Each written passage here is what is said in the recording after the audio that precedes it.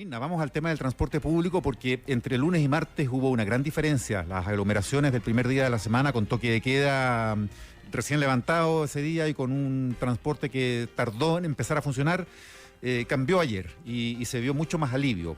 Se asumieron errores, acá se tomaron medidas, pero Bastián Lluvitich nos va a contar de eso y cómo amanece hoy la ciudad, Bastián.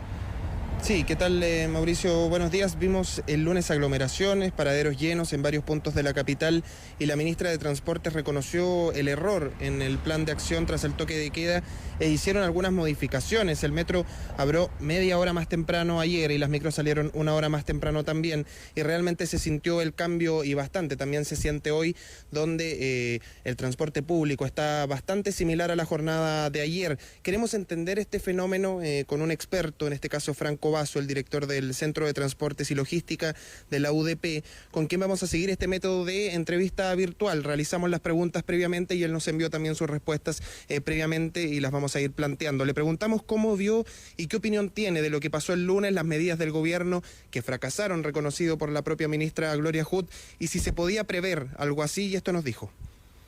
Las aglomeraciones que sucedieron el día lunes en la mañana era algo que varios académicos veníamos preveyendo y que mencionamos como algo absolutamente no deseable en términos de la capacidad que existe para evitar los contagios.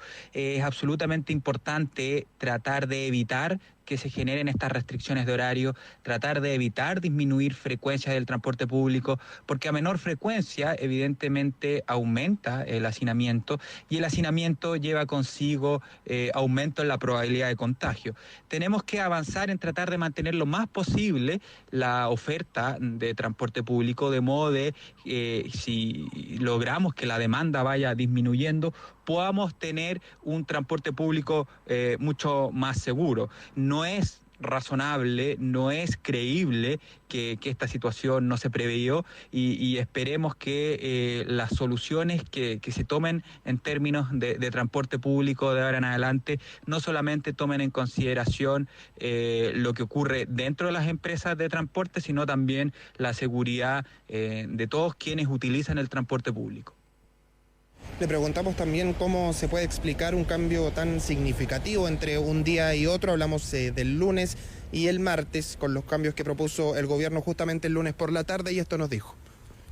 El día lunes, aparte de la restricción tanto de metros como de buses, se vivió una confusión debido a que mucha gente no estaba enterada de esta restricción.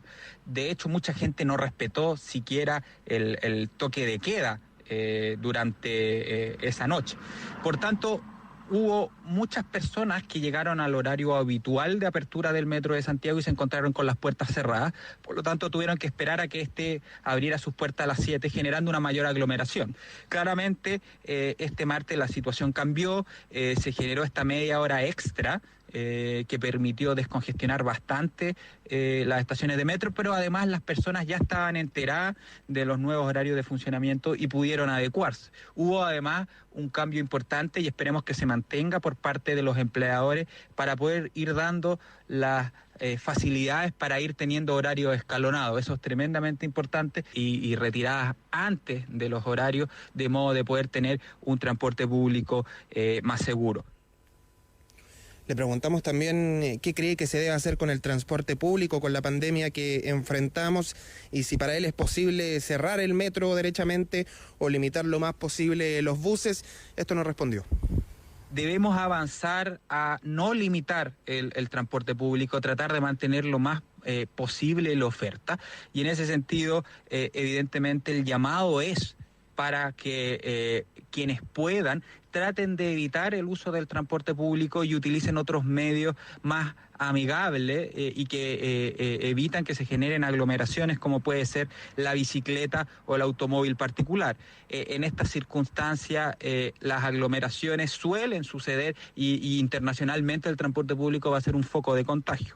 Para evitar eso se tienen que colocar todas las medidas a disposición de tanto las autoridades como las personas que utilizan el transporte público, con higienización de los carros y de los buses, idealmente cada vez que llegan a los terminales.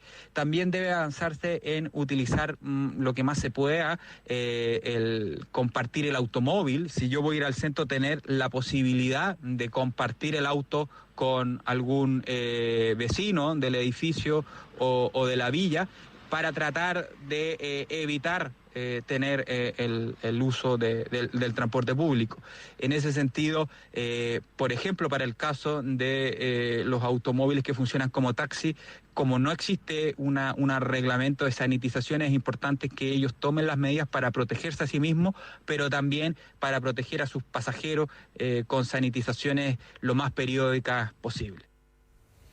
Ahí estaba Franco Basso, el director del Centro de Transportes y Logística de la UDP, a quien agradecemos por supuesto, y quien mencionaba también en una de las respuestas que nos envió que era imposible o prácticamente no es creíble creer que la ministra no previó que esta situación que pasó el lunes podía pasar, como sí lo dijo la ministra en una entrevista donde menciona que no lo vieron venir la situación del lunes y por eso durante esa misma jornada de la tarde se tuvieron que cambiar las medidas de contingencia. Mirna, Mauricio. Muchas gracias, Bastián.